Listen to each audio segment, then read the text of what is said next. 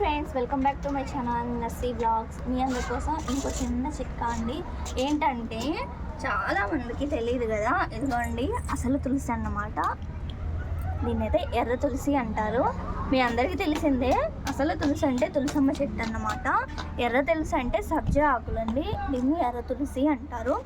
అయితే మనం ఈ మొక్క గురించి మాట్లాడుకుందాం. సబ్జా మొక్కల గురించి అయితే మాట్లాడట్లేదు, ఈ తులసి గురించి మాట్లాడుకుందాం. చిన్నపిల్లలు ఉంటారు కదండి, వాళ్ళకి బాగా పరిచయం పెట్టినప్పుడు గోరువెచ్చని వాటిలు కాకుండా బాగా మరుగుతున్న వాటిల్లో ఈ ఆకులు, ఈ కాళ్ళు వేసేసి మరిగించి ఆ వాటర్ని ఒక బాటిల్లో వేసి, ఆకులు తీసేయకూడదండి, ఆకులు దాంట్లోనే ఉంచాలి.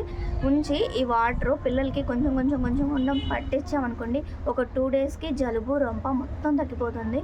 మెడిసిన్ వేయాల్సిన అవసరం ఏమాత్రం లేదండి. కఫం కూడా వాళ్ళకి వాంతులు అవుతాయండి. వాంతులు అయినప్పుడు మీరు టెన్షన్ తీసుకోవాల్సిన అవసరం ఏం లేదు. ఆ వాంతులతోనే కఫం అంతా పోయిద్ది అనమాట. నేనైతే మా పిల్లలకి యూజ్ చేశాను, మాకు వర్కౌట్ అయింది. మీలో ఎంతమందికి వర్కౌట్ అయిందో కామెంట్ చేయండి.